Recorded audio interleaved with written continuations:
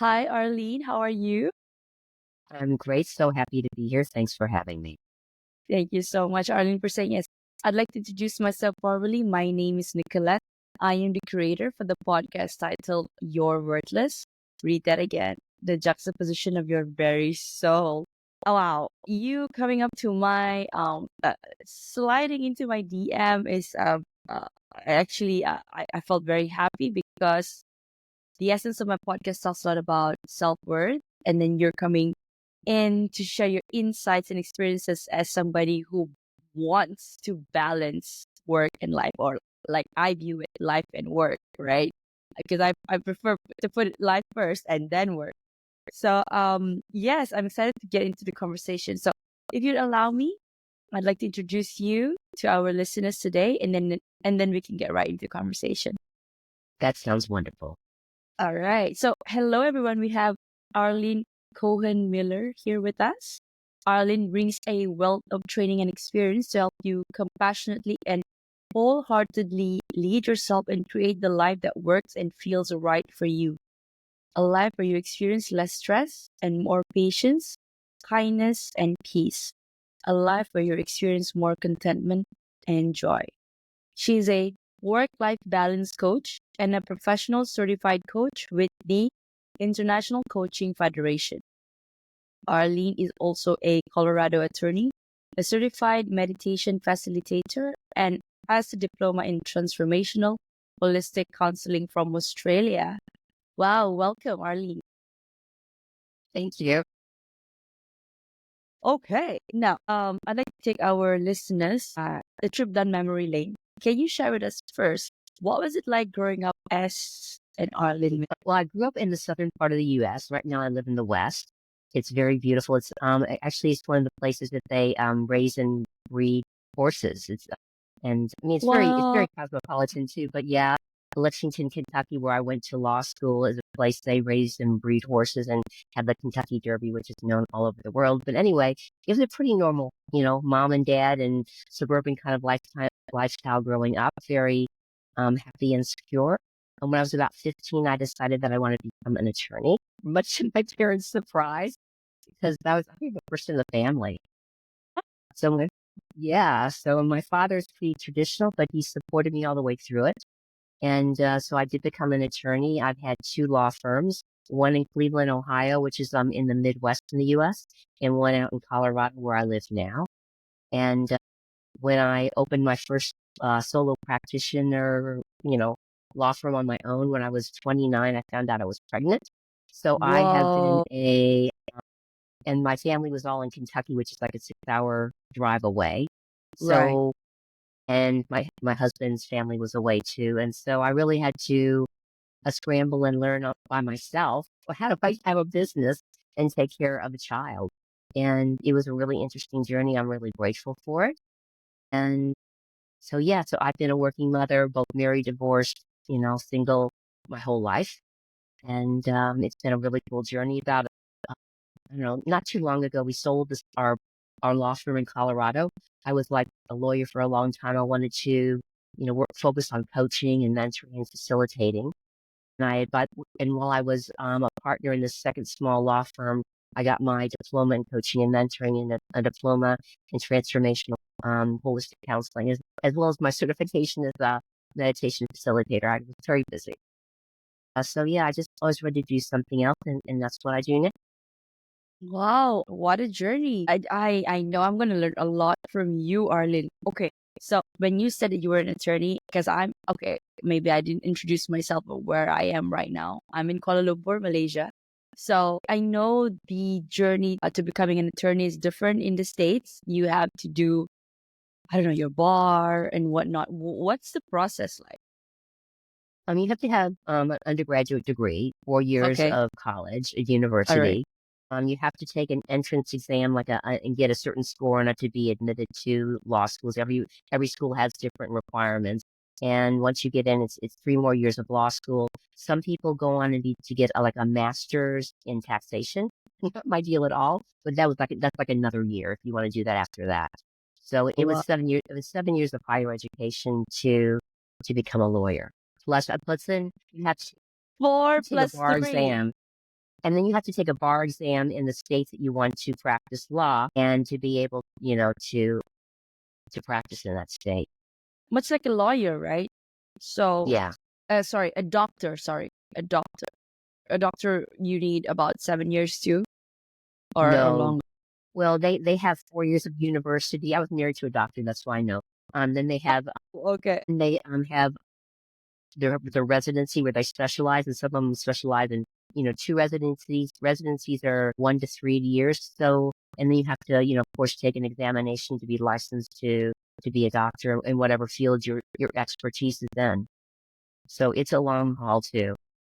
Wow. Wow. I have major, major respect for people who pursues education. I love it. Okay, now we're gonna go into the work-life balance. You believe, and I read on your profile that work-life balance is from the inside out. What do you mean by Well, I mean, I don't know if you've noticed on the internet, but there's all sorts of like life hacks and work hacks and mom hacks, and they have these great suggestions. I'm not putting them down. There's nothing wrong with them. There's some great ideas out there of how we can simplify our lives, how we can organize our lives, and, and give us more time. Simple thing, you can order your groceries online and have them delivered to you, which could be a big deal if you have small kids and you need to, schlep them to the grocery store and everything like that. But that's really not going to change how you feel on the inside. If you're overwhelmed, if you're stressed, if you feel like there's no way you can take care of everything that's on your plate and you're not sure what to do, you really have to come to a place of more calm assurance, of knowing how to let go of stress from the inside out so that even if your plate doesn't change, you're going to have more of an ability because how you feel to handle what comes up for you in your life. And you're going to have more of an ability to make decisions from the heart that are going to work for you if you're more in that calm, grounded, fully present, loving heart kind of space. how do we do that? How do we cultivate that? That's the big question, like the That is a million big question. dollar question. Well, I can start off with some very simple things. It doesn't have to be complicated. I think we try to make things complicated. We try to figure out things with our mind, and that gets in the way 'cause we're thinking and thinking and thinking. And the The more we think, thinking mind, not the the more stressed feeling out mind. we Yeah. get, all stressed out. Doesn't help. But what we can do is just start with some simple breath work. There's a lot of breath work that we can do that simply takes us from that really stressed place to like a rest and relax mode. One simple breathing technique is just breathing in through the nose and breathing out through the nose and having that out breath longer than the in breath. So you're just breathing in through the nose, then you're breathing out through the nose and having the out breath longer. And our spiritual heart is like right here in our chest. So we can breathe in gratitude to our spiritual heart. That's where our heart chakra is. And we can breathe out through the nose. And we're just letting go of physical stress and anything that we're holding on to. We're just letting it go. I know that this is a little crazy, but I like to visualize this beautiful violet flame around me that sort of transmutes and transforms fear into love. It is kind of a real thing. It is an energy we can use on this planet. And so anything that I let go of, any thoughts, any feelings that are not about love, that are like in my body, all stressed out, all making me tight and contracted, I'm just letting them go. And I'm visualizing this violet flame flooding through me into the heart of the planet. And so I'm giving and when that energy that's about fear, that's about stuff, that's about tense and tight, goes into that violet flame, it's transmuted into love, and I'm gifting it as usable energy for the planet, that love. My body doesn't need it anymore. And then I'm calling in light and love into my physical body, my emotional body, my mental body, to fill up those places where they were filled with things that weren't about love, that stress, that tension, that anxiety, that overwhelm. I'm filling my body up with that light and love, and I'm gifting that energy that is now love to the planet. So for me, that's a part of my service work because no one has to know about it. I don't need that energy anymore. It's just been stuck energy that's not helping me in my body.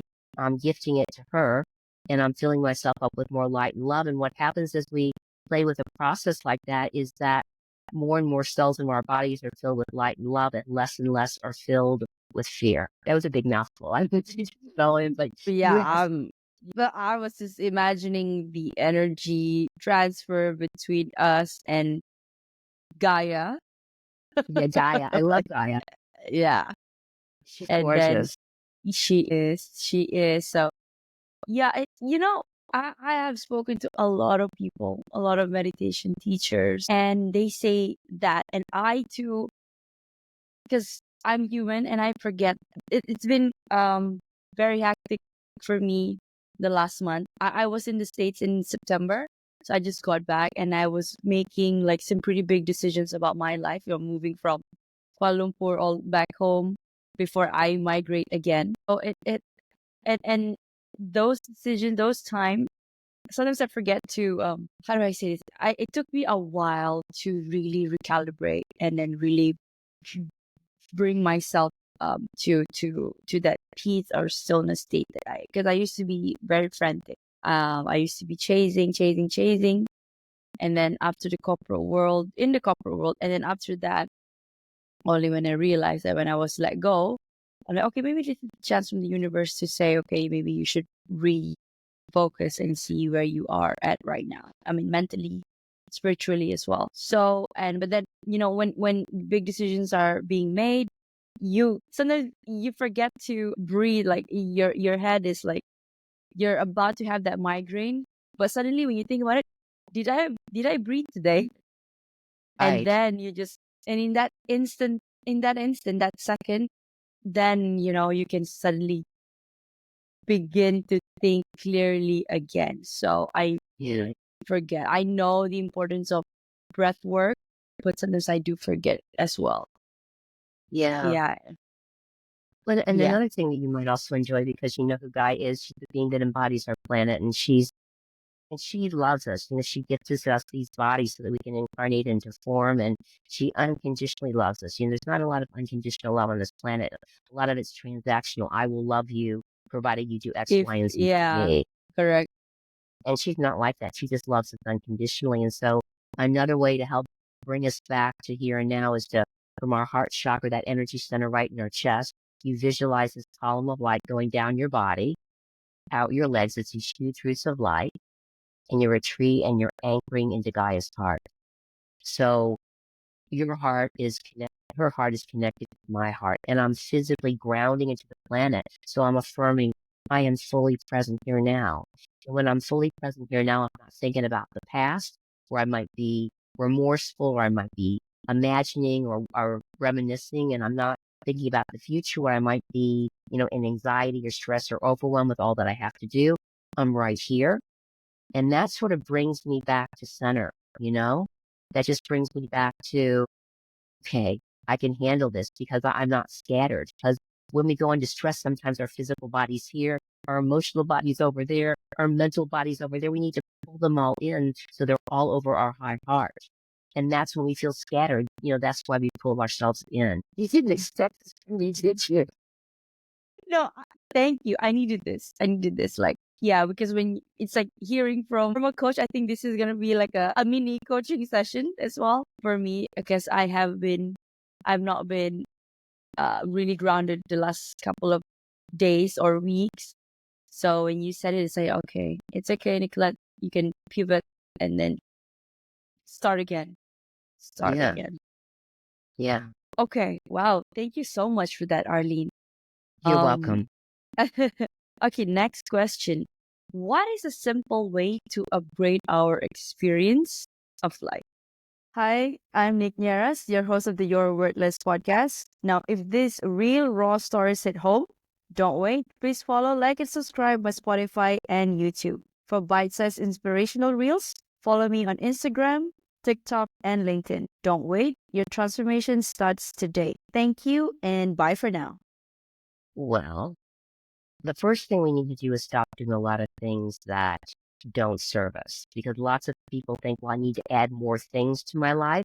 But a lot of the things we need to do is just stop doing things. For example, stop having I love that. expectations. Oh, am I right? You're right there with But me the whole yeah, time, aren't you?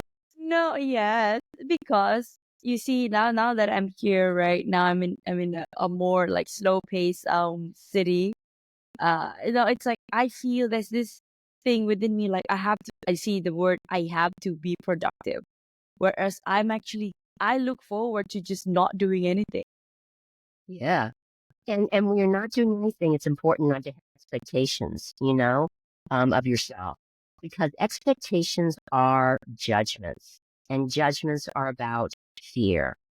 So if we're, we can organize ourselves. You're pouting at me. We can organize ourselves and have things that we want to do. But lots of times, what I find that I used to do is I would make a to-do list that I told myself I could get done today. But if I was being honest, it would take a whole week. So we set ourselves up for failure because we give Yeah, ourselves yeah, yeah, more than yeah, we can yeah. possibly do in one day. And then we have an expectation that we're going to do it. And so then we can't do it. It's impossible. And then we fail at it, and then we beat ourselves up for that. That's right. So We are, it's why just are we not torturing helpful. ourselves? Why are we torturing ourselves? I don't know. And I love there's this really cool book by Brian Tracy called Eat That Frog. And I don't know if that's okay to talk about. But anyway, have you heard of No, that book? let's do it. Let's do it. Okay, well, when we what we have to do is have like what is our top priority? Sometimes there's like, and that's sometimes the things we just don't want to do. It's like the phone call we have to make. It's like it's that biggest, ugliest frog of the world. And it's like we've been putting it under the stack of all the things we have to do. We've been doing all these other things, but that frog is still there. And so here's one of the things he teaches is that you eat the biggest, ugliest frog the first day of the day. You get that thing done, you make that phone call, you write that letter, whatever it is, and the rest of the day is icing on the cake, because you're going to feel so much more relaxed when you get that thing done that you haven't wanted to do, that needs to be done, that maybe you've been procrastinating about. And you're going to feel more peace and ease and calm with whatever else you do accomplish, because you got that thing done that's been like a weight on your shoulders, or just going around in circles in your mind that you really have to do it. This is what, oh my God. This is what I love talking to my yes, it's because when you guys are talking, I am like drifting, imagining myself doing that exactly what you just mentioned. I know And it's already really cool being a podcast guest with you, because I'm watching you and I go, whoa, she's going on a journey there. exactly, you can see it from my expression, from Yeah. my eyes. My eyes are like this, and that means I'm thinking. It's like, okay, I'm about to drift away. But okay, come back, come back. Yeah. Okay. So there's a lot of, and anything to do with judging ourselves, which brings ourselves down, or, being that inner critic to ourselves. All those kind of things we want to stop. And that's going to open our hearts to more love and to step into a new way of being. Because most of the things that, some of the things we're doing is just bringing ourselves down. If we can just notice what we're doing and become aware of it, and just find a way to begin to stop those things. Because once we're aware of negative patterns and programs, and how we're treating ourselves is not working, and we're facing it loses so much energy, because we created those things, and then it doesn't have the same power over us. And we can start making new decisions that are going to be more about peace and calm assurance and getting the same things done we need to, but from a different space. I'm sorry. Well, no, no, no. Thank you. Thank you. Okay, you were saying it. I'm like, okay, okay, yeah. In my head, Every like, time your face I says got. faces everything you're thinking and everything you're feeling. It's just so much fun. So I'm gonna do it in my head. When you were saying it, I'm gonna check off one out of my list already, because it's already almost done. By tomorrow, by this week, should be done. And the biggest frog, because I moved, right? So I planned to sell up my car, but I had to leave my car in the city first. And then because I have to ship it back here, I'm like, I don't know. I need to sell it. Yeah. So now I'm gonna manifest it, express my intention to the universe, and then let it come to me that the right buyer will come and buy it. Yeah. And then, Can I yeah. add one more thing there? Is that, we always get supported by spirit, and we have to take those steps because they can't do the steps for us on the ground. So you can visualize and feel the success of your car being sold to the right and perfect person, getting a great price. But on the ground, you need to take those steps to make it happen. We have to do it. Spirit can't do it for us. They can work through us, but we actually have to. We can visualize it. We can feel it. We can know what's happening. We can have a singing heart about it, but we still have to take that action on the ground. And if it doesn't, and things don't always happen in the time that our human brain wants it to Yeah. happen, And if that That's happens, right. we have to just be like kind, patient, and tolerant with ourselves and with the process. Mm-hmm. Mm, Okay. I'm not lecturing. I just don't thank want you no, no, to no, think, no, no, Arlene but said really. this.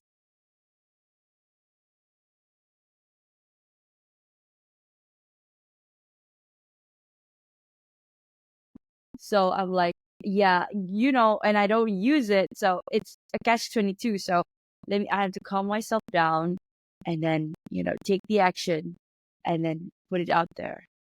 Yeah. So Yeah. And sometimes we just have to find a way to pay out the cash and know that we're going yeah, to get the cash back. And then, because, worry and doubt, then doubt is poison. And if we worry about it, then we're putting energy, worry into what we're trying to create, what we are choosing, not trying, what we're choosing to create for ourselves. And yes, that can be difficult, but sometimes we just, there's kids inside of us to get like, that they get worried or scared and we're the parent to them. And I just sort of ask myself when I'm having those worries, feelings, and, how old is Arlene inside? It might be 8 or 14 or 22, who knows? And I turn around and I love and support her because obviously I wasn't there for certain points of her life or she wouldn't be kind of languishing there. I don't know if that makes sense or not. But the soul and yeah. spirit might be soaring, but there might be bits inside of ourselves that need to be brought back into more wholeness into our hearts that need our love. And they're the bits of ourselves, the human bits, that are having those anxieties, fears, and reactions that we can do something about by loving those bits. Wow. Thank you, Arlene. You're welcome. Okay. All right. Okay. All right. Okay. So, what do you say to women who feel selfish or guilty for taking time for themselves? This is a huge problem, because I feel like it's genetic. I feel like it's passed down from women from generation to generation. I saw it in my mother. I saw it in my mother's mother. I broke a lot of that, but in the process, I sort of acted out as a teenager and as a young woman to do that. And really, the whole bottom line is that the whole premise is false, that we just have to give and give and give because we have a cup here. And if we don't fill it up with self-love and self-care, the well is going to run dry. We're going to feel angry and upset and irritated with people that want something from us and they're not giving anything back. Then we're going to feel that. Then we're going to feel guilty for that. Then we're going to go back into being that doormat and that people pleaser again. And that cycle is going to perpetuate. But in the meantime, that cup of love that we need to fill up within ourselves is going to be empty. But when we fill up our own cup of love, that self-love and self-care, however that works for us, and let the overflow of that cup be what we share with other people, we're going to be a much more loving, caring, and kind person because we're not going to be running on empty. So it doesn't even make sense to give away everything because then we're an empty tank and we're probably going to act out and go into a cycle that's not helpful to us and not helpful to the people that we love and care about. Put on the mask on ourselves for helping others, for Yet having those under our care. we can still give to those people, but it's not that hard to fill ourselves up with love. Some of my friends get a massage or a pedicure, a manicure. Some of them go hikes in nature. Some of them just, sit and do some meditation or some yoga. Some of them are cyclists. There's a lot of cyclists and runners out in Colorado because, we're in the foothills of the mountains and the mountains go up from where I live. Lots of things can float your boat that really fill you up with that self-care, that self-love. And then we just have more to give to others. I love that. Okay. Um, how do you stay relaxed when you have a lot on your plate? Well, I think all of us have a lot on our plates.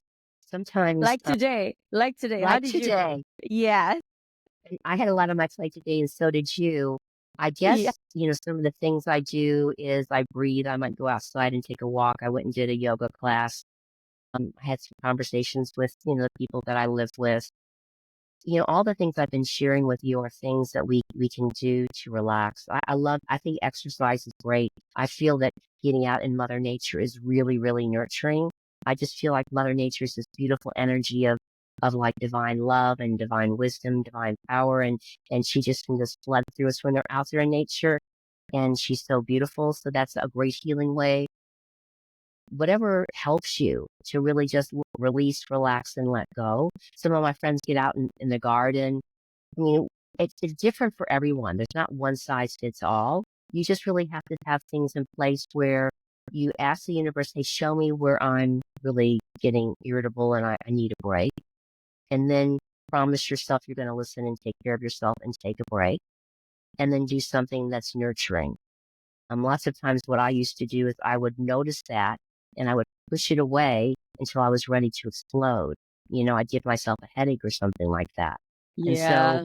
all we really have to do is just be aware and know that if we take a little bit of time out here, I mean, on a plane is difficult. We can maybe watch a movie, but do something that's a little bit nurturing. I mean, I heard you in the background laughing with your mother before we started our call today, and that was loving and nurturing and, a wonderful break for you after all you've been through to get to where you are today. So, we all have stuff like that, and I just encourage, all your listeners to gift that to themselves. When you do have a day like that, there is always time for that. Yeah. I think we fail to forget that there is always time for that. We just need to put aside that time, put that time Yeah, away. So, Arlene, what work are you most proud of so far?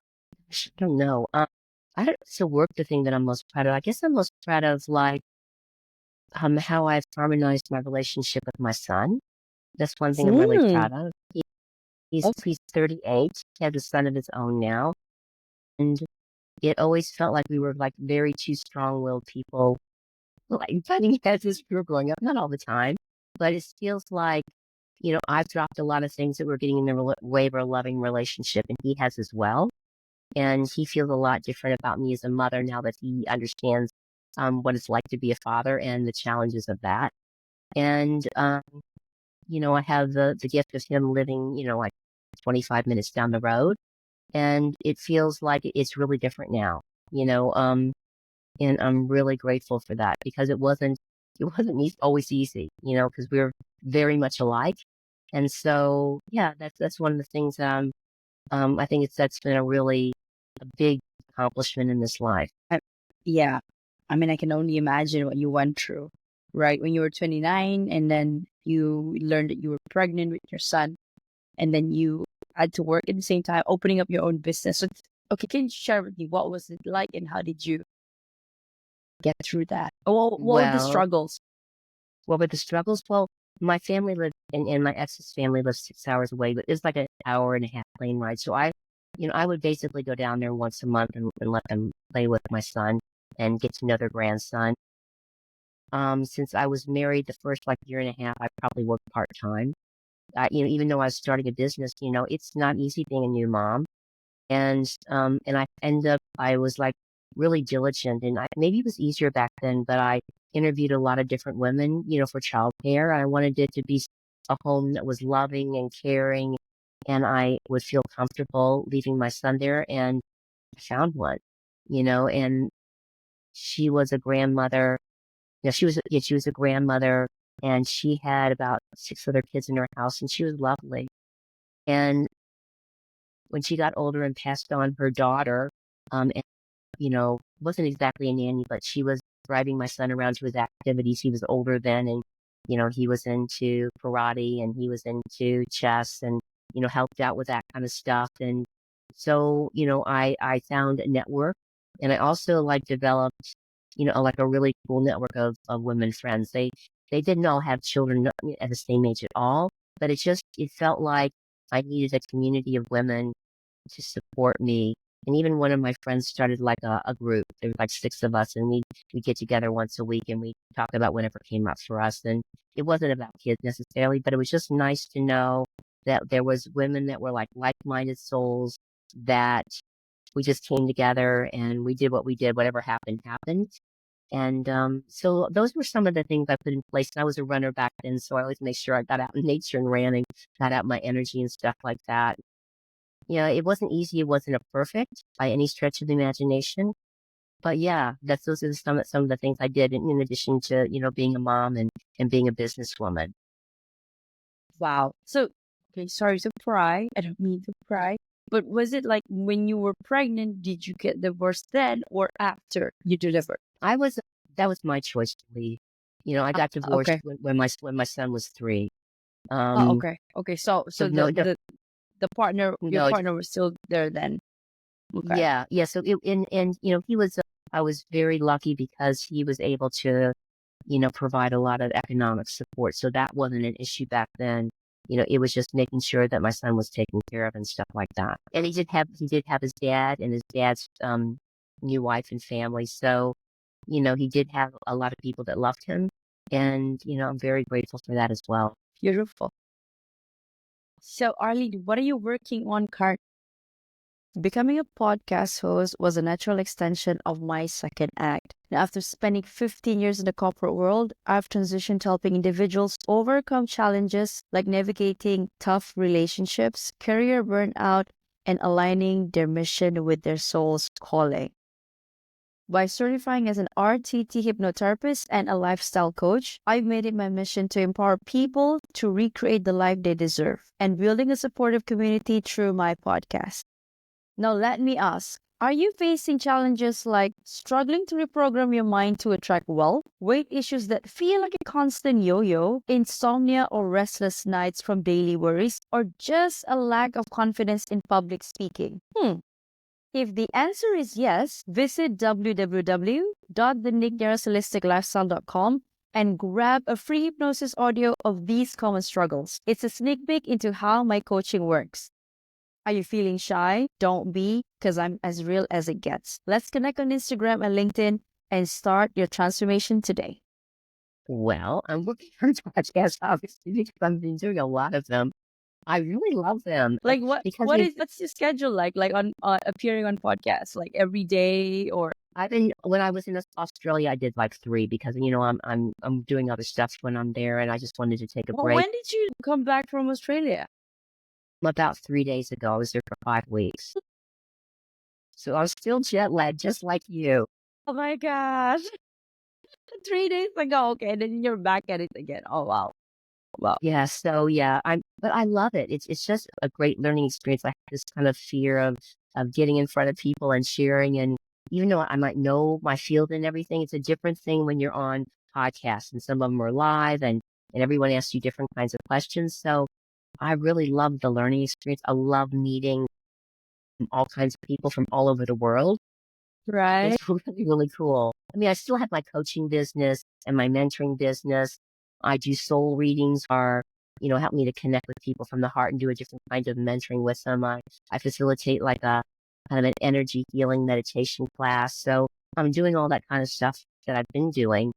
But I really had this, I found out I could do this and there was a vibe match and I'm like, oh my God, I'm supposed to do this for some reason. So it's a new thing on my plate that I'm doing that I really, really love. I love that. Yeah, when you mentioned that you were in Australia, was it Sydney or New South Wales? No, I was the other part of the country, Perth, Western Oh, you Australia. were in Western Australia. I love Perth.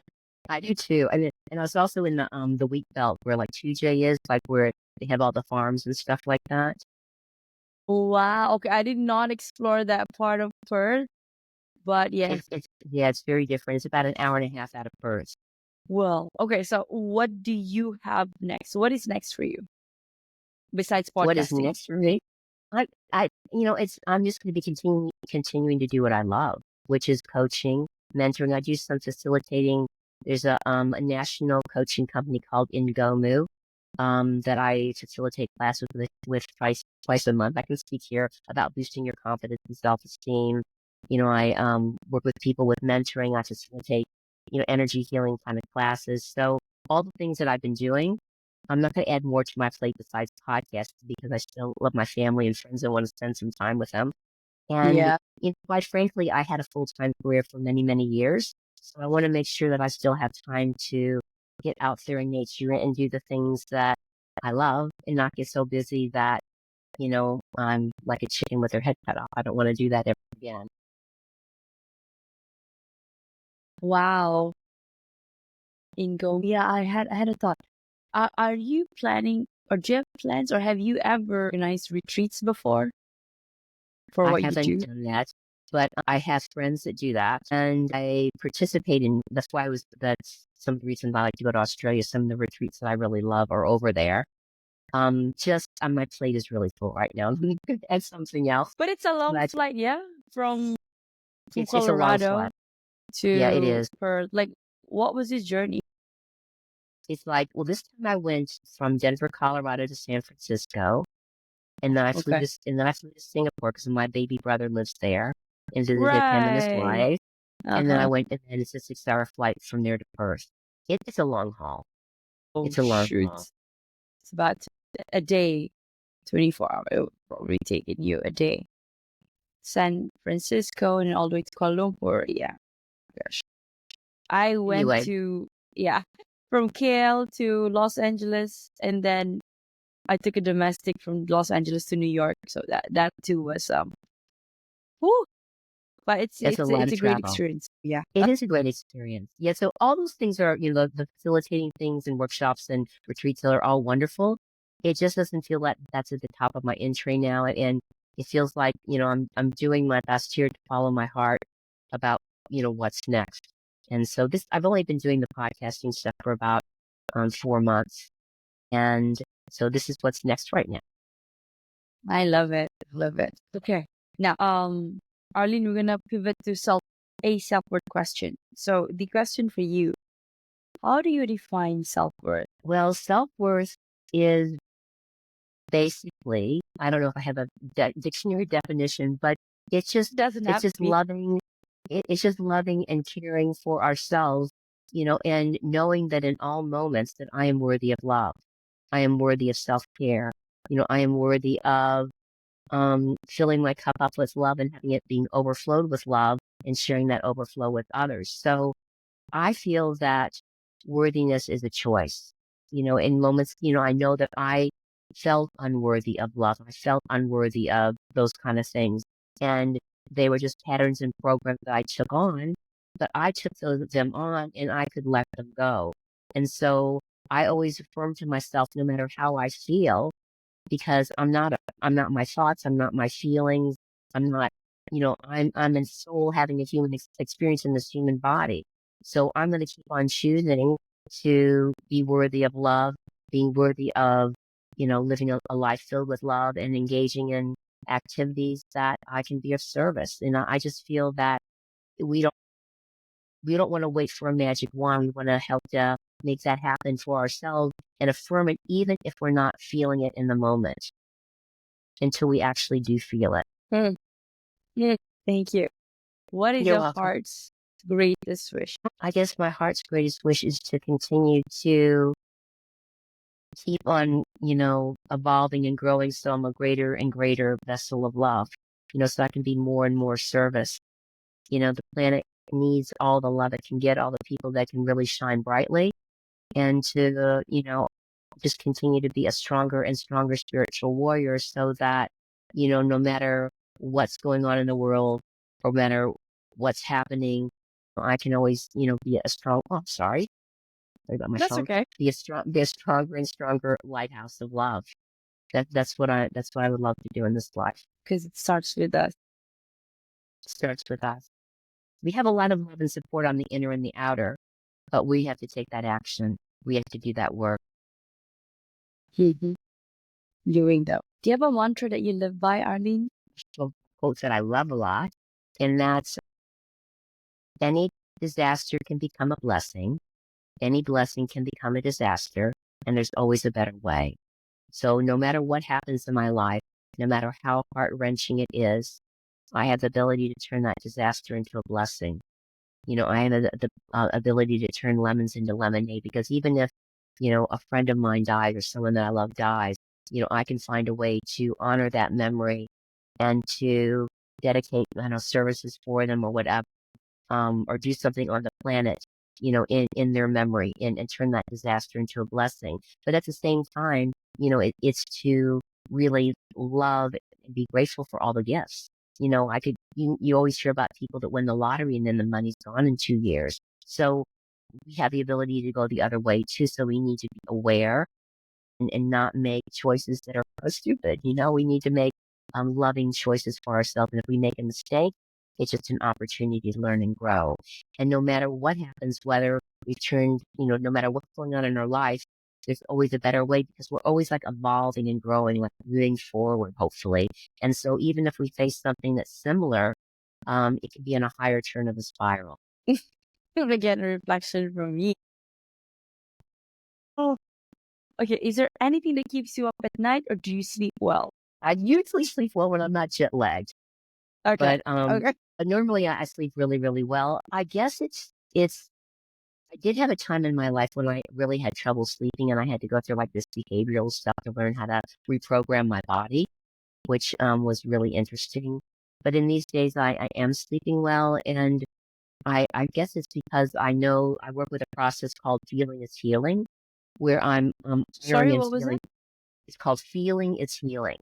Ooh, healing is healing. Okay. So I get myself in a real aligned to love and centered in my heart space.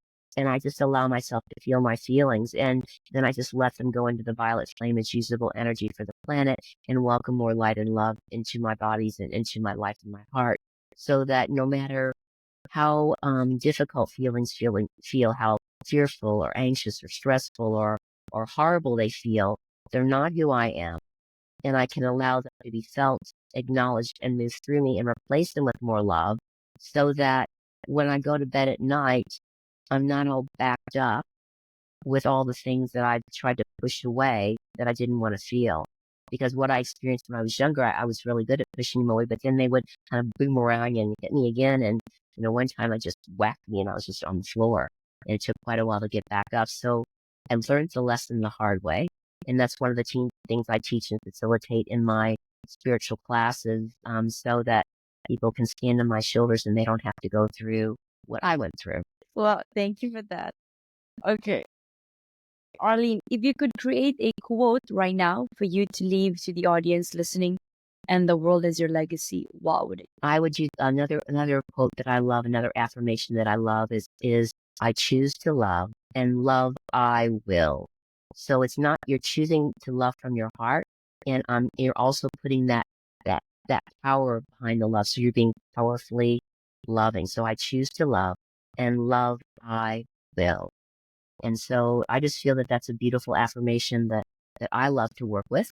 And if it resonates with your audience or with you, that's great. I always believe in don't look so much on the messenger, but look at the message. So I feel that every interaction that I have with people, it's always there's something that I need to learn there. So through you, I'm going to use some of it today to really reflect now that I'm in a new place and how am I going to move forward. Yeah, the same thing happens to me. It's like, oh my gosh, someone just said the absolute perfect thing that I needed to hear. Or they'd say, go look at this thing I just saw on YouTube or whatever. It's really cool. And I watch it and go, Right? my God, are you like in my head? What's happening here? So I have Are that you like, happen all the time too. No, I just think the universe sometimes works with us like it's working with you today. I find it works with me the same way, not all the time, but it's really cool when it does. yeah. Okay. So how can people reach out to you, Arlene? Well, I would suggest you go to my website, which is jewelconsultancy.com, Jewel, like the diamond, jewelconsultancy.com. You can find me also on LinkedIn at Arlene Cohen, Cohen Miller. That's good. I have my link is written right there on your podcast. If you are in the United States or Canada, you can always text me at 720-936-2634. Brilliant. And for our listeners, there you have it, everyone. You heard it from straight from the source. Before we wrap up, Arlene, I'd like to thank you personally for the incredible work you're doing for the world. Despite the challenges, you continue to push forward, paving the way for those that will come, that will follow in your footsteps. Your dedication is truly inspiring. Well, And for our thank you. listeners, you're welcome. For our listeners, this has been the podcast with that provocative title, You're Worthless. Read that again, the juxtaposition of your very soul. Now, if you've ever found yourself feeling worthless, you're not alone. But more importantly, ask yourself a deeper question. If I'm worthless, then why am I here? The truth is, your soul chose to be here energetically, coming all the way from the ethers. And for that reason alone, you are worthy and you are enough. And with that, this is Arlene Miller, our guest of the day, and I'm Nick Nieras, your host, signing off.